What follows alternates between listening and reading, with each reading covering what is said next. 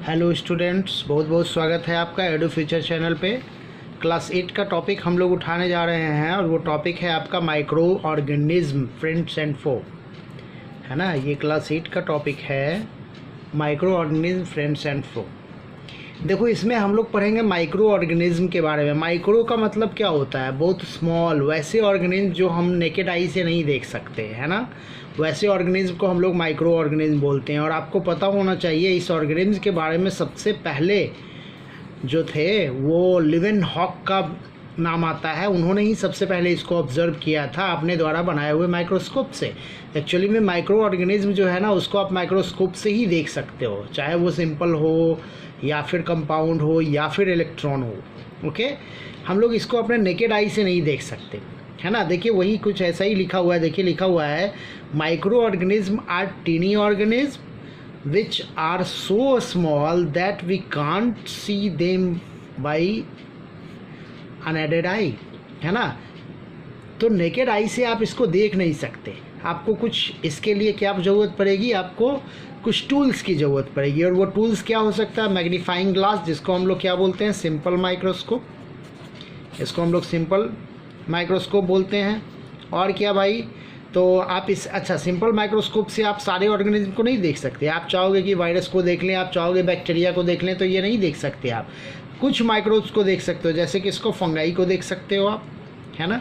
Fungi को आप देख सकते हो। जैसे ब्रेड जो होता है उसको आप लंबे समय तक, जैसे ये ब्रेड का टुकड़ा है, इसको लंबे समय तक अगर आप छोड़ दो ह्यूमिड प्लेस में, तो आप देखोगे इसके अंदर छोटे छोटे इस टाइप से बहुत सारे फाइबर जैसा स्ट्रक्चर मिल जाएगा। और इसी के ऊपर आपको इस तरह से कुछ स्पोर्स लाइक स्ट्रक्चर्स आपको मिल जाएंगे, है ना। इस तरह से जो ग्रीन ग्रीन कलर का होगा, या फिर आपको ब्राउन रेड ब्राउन कलर का भी हो सकता है, ब्लैक ब्लैक कलर का भी होता है।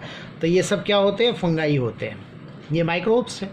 उसी तरह से मैंने आपको क्या बताया है कि सम ऑफ द माइक्रोस्कोप से देख सकते हैं। जैसे बैक्टीरिया हो गया, प्रोटोजोआ हो गया, इसको आप कैसे देख सकते हो? कंपाउंड माइक्रोस्कोप से देख सकते हो, है ना। कंपाउंड माइक्रोस्कोप से इसको देख सकते हो। उसी तरह से वायरसेज है, तो इसको आप किससे देख सकते हो? इलेक्ट्रॉन माइक्रोस्कोप से। तो कंपाउंड माइक्रोस्कोप जो होता है उससे आप बैक्टीरिया और प्रोटोजोआ को देख सकते हो। लेकिन अगर आपको वायरसेस देखना है तो आपको क्या पढ़ना पड़ेगा? आपको इलेक्ट्रॉन माइक्रोस्कोप से देखना पड़ेगा। बिना इलेक्ट्रॉन माइक्रोस्कोप के आप उसको देख नहीं सकते। ओके, चलिए आगे बढ़ते हैं हम लोग। देखिए, यहाँ पे वो डेटा मैंने जो अभी आपको ऊपर बताया था वो दिया हुआ है ऑलरेडी कि microorganism were first observed by Anton van Leeuwenhoek, है ना। और ये कहाँ से इन्होंने देखा था? इन्होंने सबसे पहले बैक्टीरिया को देखा था। किसको देखा था? बैक्टीरिया को देखा था। और बैक्टीरिया जो आप देख रहे हो, ये बैक्टीरिया कहाँ से उन्होंने ऑब्टेन किया था? तो एक्चुअली में ये पॉन्ड वाटर सोर्स उनका जो था वो क्या था? पॉन्ड वाटर था। पॉन्ड वाटर से उन्होंने बैक्टीरिया को ऑब्जर्व किया था। चलिए आगे हम लोग देखने जा रहे हैं अब क्या कि माइक्रोब्स के टाइप कितने होते हैं। देखो, चूँकि आपका 8 स्टैंडर्ड का ये टॉपिक चल रहा है, तो मैंने कोशिश किया है कि आपको उसी लेवल से थोड़ा सा अपग्रेड करूं। बहुत ज़्यादा अपग्रेड करने पर क्या होगा? ये टॉपिक काफ़ी लेंदी हो जाएगा, जो आपके लिए ठीक नहीं होगा, है ना। कहीं ना कहीं आपके सिलेबस से बहुत आगे चला जाएगा ये। तो हम लोग बेसिकली एनसीईआरटी को ही थोड़ा सा आगे बढ़ा रहे हैं, थोड़ा सा उसको ये कर रहे हैं, अपग्रेड कर रहे हैं। ओके, तो देखिए 4 मेजर टाइप का माइक्रो ऑर्गेनिज्म आपको बताया गया है। अब वो 4 मेजर टाइप देखिए क्या है। एक है बैक्टीरिया, जो मोनेरा से बिलोंग करता है। बैक्टीरिया किससे बिलोंग करेगा? मोनेरा से बिलोंग करेगा। दूसरा आप देख रहे होगे फंगाई। तीसरा हो गया प्रोटोजोआ, जो प्रोटिस्टा से बिलोंग करता है। ये एक्चुअली में क्लासिफिकेशन का एक टाइप है, आप हायर क्लासेस में पढ़ोगे इसको। और एल्गी, है ना। तो ये 4 मेजर टाइप के माइक्रोब्स हैं। और इसी में एक और आपको आ जाएगा, that is called viruses. Actually में वायरस जो होता है वो कुछ अलग है ना। इसकी कुछ अलग प्रॉपर्टी होती है, इसीलिए इसको इसमें डाला नहीं गया। लेकिन हम यहाँ से एक और कह सकते हैं कि 5वां भी एक टाइप हम दे देते हैं, दैट इज़ वायरस। ओके, तो हम लोग सबसे पहले बात करने जा रहे हैं, एक बेसिक इन्फॉर्मेशन हम लोग को देखना है बैक्टीरिया के बारे में। देखिए, बैक्टीरिया क्या है? एक सिंगल सेल्ड ऑर्गेनिज्म है, सिंगल सेल का ऑर्गेनिज्म है। और ये प्रोकैरियोटिक होता है। कैसा होता है ये? प्रोकैरियोटिक। प्रोकैरियोटिक कहने का मतलब इसमें न्यूक्लियस वगैरह बहुत ज़्यादा वेल डेवलप होता नहीं है ना। और इसमें रिजिड सेल वॉल पाया जाता है। देखो, रिजिड सेल वॉल कहने का मतलब क्या? रिजिड सेल वॉल कहने का मतलब ये किस कैटेगरी से बिलोंग करता है, तो कहीं ना कहीं ये प्लांट कैटेगरी से बिलोंग कर रहा है। ओके, अब देखो it can seen under microscope. कौन सा माइक्रोस्कोप, तो कंपाउंड माइक्रोस्कोप। ये कंपाउंड माइक्रोस्कोप से देखा जा सकता है इसका इमेज को, और कंपाउंड माइक्रोस्कोप लगभग इसका 100 से 1000 गुना इसको बढ़ा करके दिखला सकता है। अब देखिए बैक्टीरिया का एक बेसिक डायग्राम आपको यहाँ बनाया हुआ है। देखिए ये बैक्टीरिया का आउटर कवर है। आउटर कवर जो बैक्टीरिया का होता है ना, उसको हम लोग कैप्सूल भी बोलते हैं। क्या बोलते हैं, बैक्टीरिया के आउटर कवर को क्या बोलते हैं, कैप्सूल। और कैप्सूल के ऊपर में आप देखोगे तो आपको मिलेगा पिलाई। एक्चुअली में ये छोटा छोटा इस टाइप का स्ट्रक्चर होता है जो इसको अटैचमेंट में हेल्प करता है। इसको किस में हेल्प करता है, अटैचमेंट में हेल्प करता है, जिसको हम लोग बोलते हैं पिलाई। ओके, अब अगर आप इसके अंदर आओ, अच्छा एक और चीज़ देख रहे हो, ये ऐसा बैक्टीरिया है जिसमें फ्लैजिला अवेलेबल है, फ्लैजिलेटेड बैक्टीरिया है। ओके, अच्छा बैक्टीरिया के अगर आप अंदर आइएगा तो आपको क्या मिलेगा, तो आपको मिलेगा साइटोप्लाज्म जैसा स्ट्रक्चर, जिसको हम लोग बोलेंगे साइटोसॉल, है ना। साथ ही ये जो आपका जो इसके अंदर और कैप्सूल के अंदर आइएगा तो आपको सेल वॉल भी मिलेगा, और सेल वॉल के अंदर फिर आपको मिलेगा प्लाज्मा मेम्ब्रेन, है ना। अब देखिए सेल वॉल जो बैक्टीरिया का होता है ना, ये एक्चुअली में बना हुआ होता है एक स्पेशल टाइप के मैटर का, वो होता है, उसको हम लोग बोलते हैं पेप्टिडोग्लाइकैन। इसको हम लोग क्या बोलते हैं, पेप्टिडोग्लाइकैन। देखिए ये स्पेशल सेल वॉल है जो बैक्टीरिया में पाया जाता है। अगर आप प्लांट पढ़िएगा तो प्लांट में जो सेल वॉल होता है वो सेलुलोज का बना हुआ होता है, या फिर हम लोग एल्गी पढ़ेंगे तो एल्गी का भी सेल वॉल सेलुलोज का बना हुआ होता है। ओके, अब देखिए ये प्लाज्मा मेम्ब्रेन जो आप देख रहे हो ना, तो बैक्टीरिया के अंदर आपको प्लाज्मा मेम्ब्रेन जो मिलेगा ना, वो कुछ इस टाइप का अंदर से इस टाइप का फिंगर लाइक प्रोजेक्शन में मिलेगा। उसको हम लोग कहते हैं मेसोसोम। क्या बोलते हैं उसको, मेसोसोम बोलते हैं। ये मेसोसोम जो होता है ना, देखिए वही लिखा हुआ है mesosome which help in respiration. Actually में मेसोसोम रेस्पिरेशन में हेल्प करता है। एक और इम्पॉर्टेंट पार्ट है इसका, दैट इज़ प्लाज्मिड। ये जो आप देख रहे हो प्लाज्मिड होता है, जो बैक्टीरिया का डीएनए होता है, स्पेशल डीएनए जो बैक्टीरिया में कुछ स्पेशल कैरेक्टर देता है। प्लाज्मिड किसके लिए रिस्पॉन्सिबल होता है, स्पेशल कैरेक्टर। बहुत सारे स्पेशल कैरेक्टर बैक्टीरिया में पाए जाते हैं, आप पढ़िएगा आगे इसको, तो उसके लिए प्लाज्मिड अवेलेबल होता है। तो आप समझ रहे होंगे बैक्टीरिया का एक बेसिक स्ट्रक्चर आपका यही है। चलिए आगे हम लोग बात करने जा रहे हैं। हम लोग बात कर रहे हैं टाइप्स ऑफ बैक्टीरिया, और ये टाइप्स ऑफ बैक्टीरिया जो है ना, वो डिफरेंट बेसिस के आधार पे है। जैसे देखो पहला मैंने बताया है कॉमा सेप्ड बैक्टीरिया। देखिए ऐसा ही होता है, जैसे इसका एग्जाम्पल है वाइब्रियो कोलेरी। ये वाइब्रियो कोलेरी जो होता है ये कॉलेरा फैलाता है ना। नेक्स्ट आप देख रहे होगे स्फेरिकल होता है, इस टाइप का स्फेरिकल। तो स्फेरिकल जो बैक्टीरिया होता है उसको हम लोग बोलते हैं कोकस। इसको हम लोग क्या बोलते हैं, कोकस, है ना। देखिए वही है स्फेरिकल। अब देखो जब चेन में है ना तो इसको बोलते हैं स्ट्रेप्टोकोकस। जब चेन में रहेगा तो स्ट्रेप्टोकोकस। ओके, उसी तरह से आप देखिए रॉड शेप्ड बैक्टीरिया, इसको हम लोग क्या बोलेंगे भाई, तो इसको हम लोग बोलेंगे बैसिलस। रॉड शेप्ड बैक्टीरिया को क्या बोलेंगे, बैसिलस।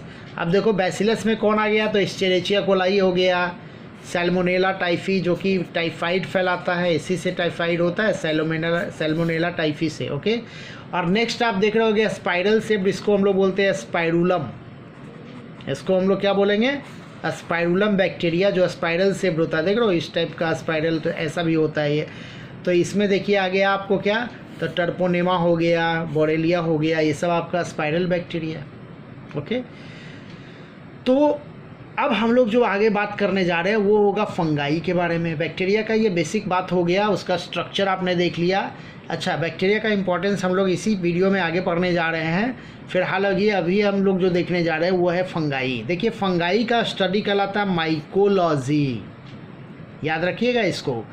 अब माइकोलॉजी कहलाता है फंगाई होता क्या है, तो देखो ये नॉन ग्रीन प्लांट होता है। एक्चुअली में ये ग्रीन नहीं होता है। अगर आप मशरूम वगैरह देखे होंगे तो आप देखे होंगे कि मशरूम का कलर जो होता है वो वाइटिश होता है ना, और इसको सनलाइट भी नहीं चाहिए। मशरूम जो होता है एकदम डार्क में पैदा होता है ना। तो ये नॉन ग्रीन प्लांट होता है, इसीलिए ये अपना फूड नहीं बना सकता है, ये अपना सेल्फ फूड नहीं बनाता है।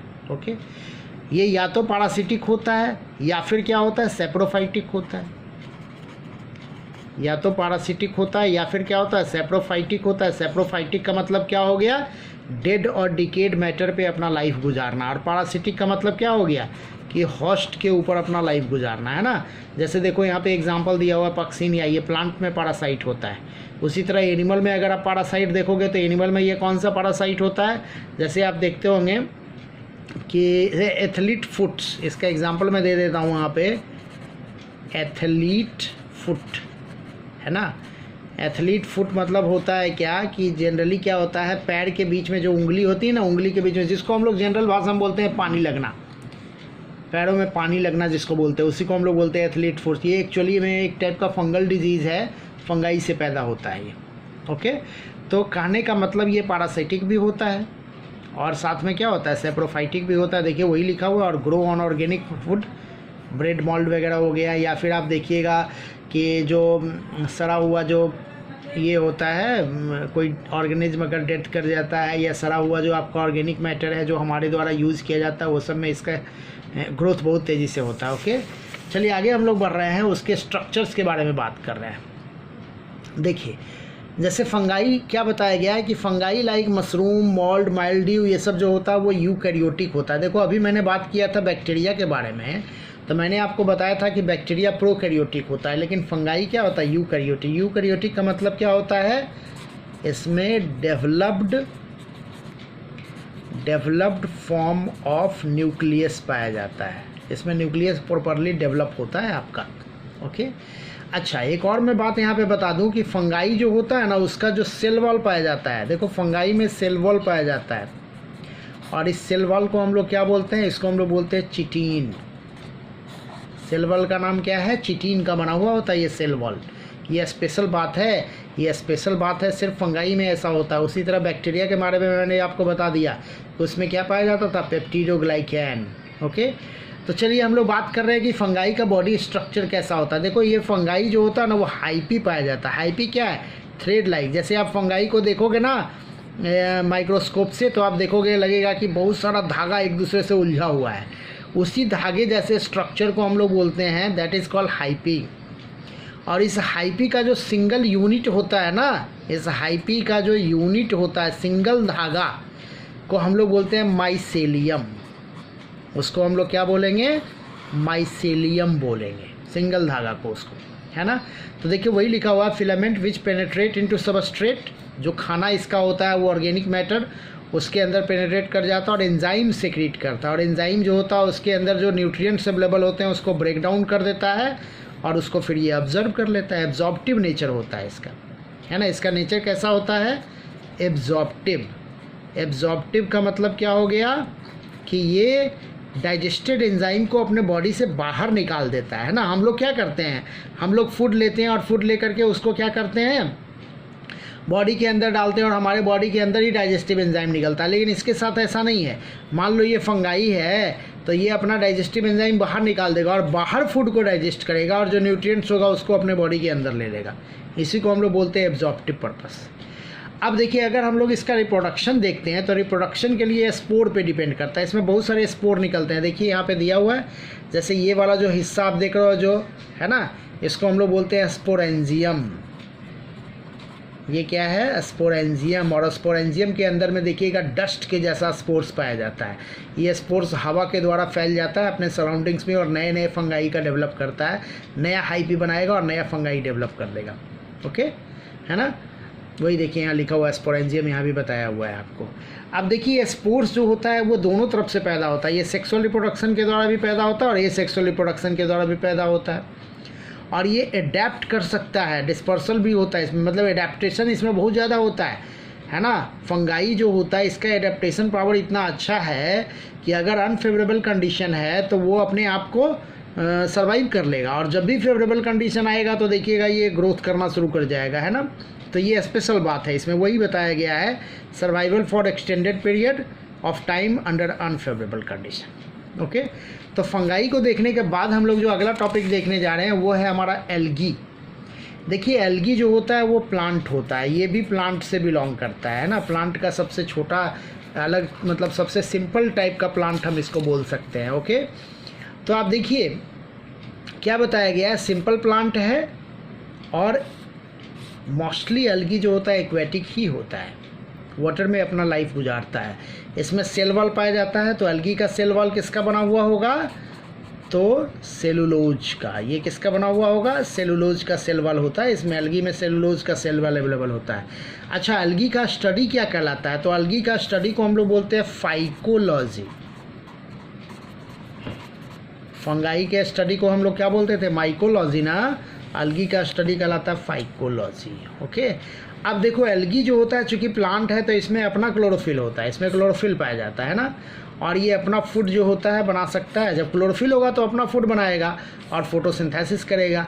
अच्छा, क्लोरोफिल जो होता है इसमें कलर्ड होता है, बहुत अलग अलग कलर का क्लोरोफिल होता है। इसके हिसाब से तो फाइकोलॉजी बोलते हैं हम लोग, जबकि आपको याद होगा एल्गी का स्टडी फाइकोलॉजी और फंगाई का स्टडी क्या कहलाता है? माइकोलॉजी, है ना। अब देखो ये एल्गी जो होता है वो यूनिसेलुलर भी होता है और मल्टी सेलुलर भी होता है। अब जैसे देखो डाई एटम्स हो गया, क्लेमाइडोमोनास हो गया, सीवीड्स हो गया। तो देखो क्लेमाइडोमोनास जो आप देख रहे हो ना, या डाई एटम जो होता है, ये सब यूनिसेलुलर एल्गी होता है। वहीं पे सीवीड्स जो होता है ये क्या होता है? मल्टी सेलुलर एल्गी होता है। अच्छा, एल्गी जो होता है डिफरेंट कलर का भी होता है। डिफरेंट कलर के हिसाब से एल्गी को बांटा भी गया है। जैसे क्या होता है आपको? रेड एल्गी होता है। क्या होता है? Red algae. ब्राउन एल्गी होता है आपको, ब्राउन एल्गी आपको मिलेगा। आपको ग्रीन एल्गी मिलेगा, है ना, आपको ग्रीन एल्गी मिलेगा। तो ये हायर क्लासेस में आप पढ़ोगे एल्गी का अलग अलग टाइप होता है ना। जैसे इसको हम लोग बोलते हैं रोडोफाइटा, ये हो गया आपको साइनोफाइटा, इसको हम लोग बोलते हैं क्लोरोफाइटा। इस टाइप से इसका टाइप होता है। ओके, और ये क्या होता है? फोटोसिंथेसिस करता है। ये बात ज़रूर आप याद रखिएगा, ठीक ना। चलिए आगे हम लोग बात करने जा रहे हैं, वो है प्रोटोजोआ। प्रोटो मतलब क्या हो गया? फर्स्ट। जोआ मतलब क्या हो गया? एनिमल। वैसा एनिमल जो सबसे पहले अर्थ पे आया है, इसीलिए हम लोग इसको बोल रहे हैं प्रोटोजोआ, है ना। तो ये भी क्या होता है? यूनिसेलुलर ऑर्गेनिज्म है। एल्गी देखो यूनिसेलुलर और मल्टी सेलुलर दोनों होता था, है ना, लेकिन ये क्या है? यूनिसेलुलर ऑर्गेनिज्म है और ये इंडिपेंडेंटली अपना लाइफ को गुजारता है ना। वो इंडिपेंडेंटली ऐसा भी हो सकता है। अच्छा, ये पैरासाइट भी हो सकता है, ऐसा नहीं है कि इंडिपेंडेंटली ही गुजारता है, पैरासाइट भी हो सकता है। इवन प्रोटोजोआ एक ऐसा कैटेगरी है जो आपका सेप्रोफाइटिक भी हो सकता है। मतलब कुछ प्रोटोजोआ जो होता है वो फोटोसिंथेसिस भी कर लेता है। कुछ प्रोटोजोआ जो होता है वो केमोट्रॉफिक मूवमेंट भी, ये केमिकल बेस्ड अपना न्यूट्रिशन भी करता है। कुछ प्रोटोजोआ जो होता है पैरासाइट भी होता है, कुछ प्रोटोजोआ सेप्रोफाइटिक भी होता है। तो इसका जो वैरायटी ऑफ फीडिंग हैबिट है ना, वो एज़ कंपेयर टू दूसरे ऑर्गेनिज्म कुछ ज़्यादा अच्छा है। ओके, आगे क्या है भाई? देखिए यहाँ कुछ बताया गया है कुछ पैरासिटिक प्रोटोजोन्स के बारे में जो डिजीज़ फैलाता है, प्लांट में भी, एनिमल्स में भी, ह्यूमन में भी, है ना। जैसे देखो अमीबा हो गया, प्लाज्मोडियम हो गया, पारामीशियम हो गया, ये उसका एग्जाम्पल दिया हुआ है ना।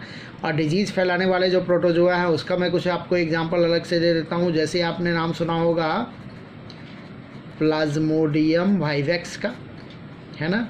तो प्लाज्मोडियम वाइवेक्स से क्या होता है? मलेरिया होता है। क्या होता है इससे? मलेरिया होता है ना। और मैं एग्जांपल दे देता हूँ आपको। जैसे आपको और भी मैं एग्जांपल दे रहा हूँ, जैसे एंटी अमीबा हो गया। एंटी अमीबा हिस्टोलाइटिका बोलते हैं इसको, एंटी अमीबा हिस्टोलाइटिका। तो इससे क्या होता है? डिसेंट्री होता है, ठीक ना। चलिए ऐसे डिजीज़ के बारे में इस चैप्टर में हम लोग को आगे पढ़ना है। मैं वहीं पे आपको अच्छे ढंग से बता दूंगा इन सारी चीज़ों को। ओके, चलिए आगे बढ़ रहे हैं हम लोग। अब हम लोग बात कर लेते हैं उसके एक स्ट्रक्चर का। देखिए यहाँ पे आपको फिगर दिया हुआ है एक पैरामीशियम का, बहुत इंपॉर्टेंट है। पैरामीशियम का फिगर जो आप देख रहे होंगे, देख रहे हैं, लग रहा है स्लीपर शेप्ड है। तो एक्चुअली में ये स्लीपर, इसका शेप जो होता है वो स्लीपर शेप्ड ही होता है, ठीक ना। शेप कैसा होता है? स्लीपर शेप के जैसा, चप्पल के जैसा इसका शेप होता है, ठीक। देखो यहाँ पे आपको मिलेगा ओरल ग्रुप्स। ये हिस्सा जो आप देख रहे हो ओरल ग्रुप्स है, ये माउथ के जैसा एक्ट करता है,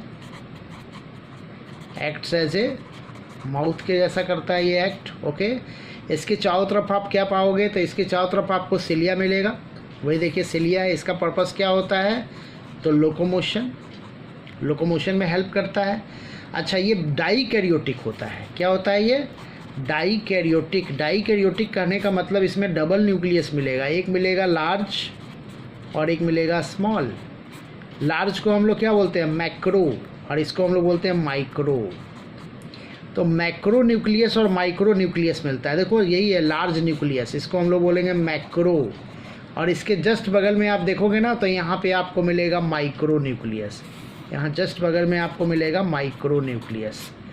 तो मैक्रो न्यूक्लियस जो होता है ना, इसके बॉडी के अंदर में डिफरेंट एक्टिविटीज़ को कंट्रोल करता है, और ये स्पेशली इसको कंट्रोल करता है किसको, रिप्रोडक्शन को। माइक्रो कंट्रोल करता है रिप्रोडक्शन को, और जो मैक्रो होता है ना, ये अदर एक्टिविटीज़ को, सेल के अंदर डिफरेंट एक्टिविटीज़ को कंट्रोल करता है। देखो इसमें कॉन्ट्रैक्टाइल वैक्यूल पाया जाता है, ये ऑस्मो रेगुलेशन करता है, एक्चुअली में वाटर और मिनरल्स का बैलेंस करता है। ये क्या करता है, बैलेंस वाटर एंड मिनरल्स, है ना, वाटर और मिनरल्स का बैलेंस करता है। इस टर्म को हम लोग क्या नाम देते हैं, ऑस्मो रेगुलेशन। इसके लिए टर्म है ऑस्मो रेगुलेशन, तो इसमें हेल्प करता है ये। ओके, तो इस तरह से हम लोगों ने समझ लिया किसके बारे में, पैरामीशियम के बारे में। अब हम लोग बात कर ले थोड़ा सा वायरस के बारे में, है ना। तो देखिए वायरस के बारे में क्या बात है भाई, तो ये भी क्या होता है, माइक्रोस्कोपिक ऑर्गेनिज्म है, और इतना माइक्रोस्कोपिक होता है कि ये इलेक्ट्रॉन माइक्रोस्कोप से आपको नज़र आएगा, ऐसे आपको नज़र नहीं आएगा वायरस, है ना। वही देखिए ये किससे नज़र आएगा, ईएम से, इलेक्ट्रॉन माइक्रोस्कोप से नज़र आएगा। अब देखो वायरस जो होता है ना, वो एब्सोल्यूट पैरासाइट होता है। ये क्या होता है, एब्सोल्यूट पैरासाइट। एब्सोल्यूट पैरासाइट कहने का मतलब कि ये जहाँ भी रहेगा होस्ट के जैसा यूज़ करेगा दूसरे ऑर्गेनिज्म को। देखिए वही लिखा हुआ है कि but microscopic organism but they are different form of their microbes because they reproduce. Purpose क्या है, रिप्रोडक्शन। ऐसा नहीं होता कि वायरस को खाना चाहिए, वायरस को खाने वगैरह की ज़रूरत नहीं होती, ये सिर्फ और सिर्फ रिप्रोड्यूस करता है। और रिप्रोड्यूस कहाँ करेगा, होस्ट ऑर्गेनिज्म में, है ना। ये होस्ट ऑर्गेनिज्म प्लांट भी हो सकता है, एनिमल भी हो सकता है, और बैक्टीरिया भी हो सकता है। प्लांट अगर होगा तो इसको हम लोग बोलेंगे फाइटो वायरस बोलते हैं इसको, अगर प्लांट को ये होस्ट बनाता है। अगर एनिमल को होस्ट बनाएगा तो इसको क्या बोलेंगे, जू वायरस, है ना। और अगर बैक्टीरिया को होस्ट बनाएगा तो इसको क्या बोलेंगे, बैक्टीरियल वायरस, या बैक्टीरियोफेज बोलते हैं हम लोग इसको हम लोग क्या बोलते हैं, बैक्टीरियोफेज, है ना। इसको फाइटोफेज भी बोला जाता है और इसको जूफेज भी बोला जाता है। जैसे देखिए नीचे कुछ एग्जांपल दिया हुआ है, जैसे HIV हो गया, इबोला हो गया, हेपेटाइटिस बी हो गया, एडिनो वायरस हो गया, इन्फ्लुएंजा वायरस हो गया, इवन आपने अभी बहुत ज़्यादा फेमस है कोरोना वायरस हो गया जैसे, है ना। ये सब क्या है, वायरस है। ओके, आगे बढ़े हम लोग। अब देखिए वायरस के बारे में कुछ इंपॉर्टेंट इन्फॉर्मेशन आपको दिया गया है। जैसे ये क्या है भाई, तो वायरस जो होता है वो स्मॉलर होता है, बैक्टीरिया से बहुत छोटा होता है ये, है ना। और इसकी वैरायटी भी बहुत ज़्यादा है ना, on the basis of shape, size, ये सब के हिसाब से बहुत ज़्यादा वैरायटी है इसका। और कंप्लीट वायरस पार्टिकल को हम लोग बोलते हैं वायरोइंस, है ना। एक वायरोइन के अंदर आपको क्या मिलेगा, न्यूक्लिक एसिड मिलेगा, जो कि देखो इस टाइप का। अगर मैं एक वायरस का स्ट्रक्चर बना दूं आपको, जैसे मैं बना रहा हूं बैक्टीरियोफेज वायरस का, तो देखिए बैक्टीरियोफेज वायरस कुछ इस टाइप का वायरस होता है, देख लो ये स्टैंड होता है इसके अंदर, और ये जो चारों तरफ जो है ना, अच्छा इसके अंदर जेनेटिक मैटर होता है। देखो इसके चारों तरफ जो लेयर है इसी को हम लोग बोलते हैं कैप्सिड, यही लेयर है कैप्सिड, यही वो बताया गया है आपको। ओके, और ये जो बना हुआ होता है प्रोटीन का, ये किसका बना हुआ होता है, प्रोटीन का, और हर प्रोटीन के एक यूनिट को हम लोग बोलते हैं कैस्पोमेयर, वही है, ठीक। और ये जो आप देख रहे हो ये जेनेटिक मैटर है इसका, ये क्या है, जेनेटिक मैटर है। और जेनेटिक मैटर जो आप देख रहे हो ना, ये क्या हो सकता है, ये RNA हो सकता है, ये DNA हो सकता है, ये सब हो सकता है। ओके, अगर RNA होगा तो एक नाम देंगे रेट्रोवायरस, RNA वाले को हम लोग क्या बोलते हैं, रेट्रोवायरस, है ना। जैसे अभी मैंने जो बताया आपको कि जैसे कोरोना वायरस हो गया आपका, और HIV हो गया, TMB हो गया, ये सब ऐसा वायरस है जिसका जेनेटिक मैटर जो होता है वो RNA होता है, ठीक ना। चलिए आगे बढ़ते हैं। अब क्या बताया गया है कि ये इलेक्ट्रॉन माइक्रोस्कोप से नज़र आएगा आपको, मैं पहले से भी ये बात बताते जा रहा हूँ आपको। और क्या, outside the body of living organism does not show any reaction. देखो एक्चुअली में वायरस जो होता है ना, इसको हम लोग बोलते हैं इसको हम लोग बोलते हैं connecting link between living and non living. ये बहुत इम्पॉर्टेंट बात है वायरस के बारे में। वायरस जो होता है वो लिविंग और नॉन लिविंग के बीच का कनेक्टिंग लिंक होता है। ऐसा हम इसलिए बोल रहे हैं क्योंकि वायरस जो है ना वो अगर होस्ट के अंदर नहीं है, आउटसाइड द होस्ट है, जैसे मान लो ये होस्ट है और वायरस यहाँ है, ये वायरस पार्टिकल्स है, तो अगर ये होस्ट के बाहर है ना तो ये मॉलिक्यूल के जैसा एक्ट करेगा। ये क्या है? नॉन लिविंग मॉलिक्यूल है ये क्या है? नॉन लिविंग है। लेकिन जैसे ही ये इस वायरस को होस्ट मिल जाएगा ना तो ये क्या हो जाएगा? पैरासाइट हो जाएगा। तो होस्ट मिला तो ये क्या है? लिविंग है। होस्ट मिला तो क्या है? लिविंग है। होस्ट नहीं है तो क्या है? नॉन लिविंग है। इसीलिए हम इसको बोल रहे हैं क्या? कनेक्टिंग लिंक बिटवीन लिविंग और नॉन लिविंग। ओके, वही है, देखिए यहाँ वही, outside the living organism does not show any reaction hence can be crystallize. वो क्रिस्टल के जैसा पड़ा हुआ रहता है, एंड स्टोर्ड नॉन लिविंग के जैसा पड़ा हुआ रहता है। लेकिन जैसे ही इसको होस्ट मिला ना ये क्या हो जाएगा? लिविंग के जैसा बिहेव करेगा। अच्छा, क्यों करेगा? इसको खाना नहीं चाहिए उस लिविंग ऑर्गेनिज्म से, सिर्फ और सिर्फ अपनी संख्या को बढ़ाता है ये, और वो अपनी संख्या को बढ़ाएगा। इसका मतलब क्या करेगा? वो रिप्रोडक्शन करेगा। ओके, तो इसका एक बहुत अच्छा एग्जांपल मैं आपको दे रहा हूँ। जैसे आपने नाम सुना होगा बैक्टीरियोफेज वायरस। देखिए, ये बैक्टीरियोफेज वायरस जो होता है ना ये पाया जाता है गंगा के वाटर में। कहाँ पाया जाता है? गंगा वाटर में पाया जाता है। और इसी वजह से गंगा वाटर जो है ना उसको आप लंबे समय तक स्टोर करोगे। एक्चुअली में इसका जो इस बैक्टीरियोफेज वायरस जो है ना ये बैक्टीरिया को अपना होस्ट बनाता है।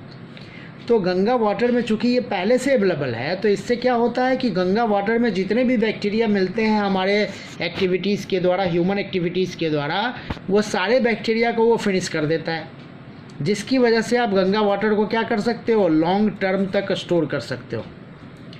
लॉन्ग टर्म आप स्टोरिंग कर सकते हो इस वाटर को, है ना, क्योंकि इसके अंदर बैक्टीरिया है नहीं तो वो पानी जो होगा वो सड़ेगा नहीं, इससे कोई गंध नहीं आएगी आपको, है ना। तो इससे जब कोई गंध नहीं आएगी तो इसका मतलब ये सड़ेगा नहीं। अब क्या है, जब उसके अंदर का सारा बैक्टीरिया डिस्ट्रॉय कर चुका है तो अब उसके अंदर है क्या? उस सैंपल में सिर्फ और सिर्फ बैक्टीरियोफेज है, और बैक्टीरियोफेज क्या है? एज ए नॉन लिविंग के जैसा पड़ा हुआ है ना। यही वजह है कि गंगा का वाटर जो होता है लंबे समय तक ख़राब नहीं होता है। ओके, तो इस तरह से हम लोगों ने पढ़ लिया क्या? वायरस के बारे में। ओके, तो इस वीडियो में मैंने आपको बता दिया वेरियस टाइप का लिविंग ऑर्गेनिज्म। मैंने आपको बैक्टीरिया, ये एल्गी, फंगाई और वायरस के बारे में बता दिया। अब नेक्स्ट वीडियो जो होगा आपका वो इसी से रिलेटेड हम लोग आगे इस चैप्टर को फिर हम अगले वीडियो में आगे बढ़ाएंगे। तो बहुत बहुत धन्यवाद आप लोगों का इस चैनल पे बने रहने के लिए। अपने दोस्तों को बताना है इस चैनल के बारे में और ज़्यादा से ज़्यादा वीडियो को शेयर कीजिए। Thank you.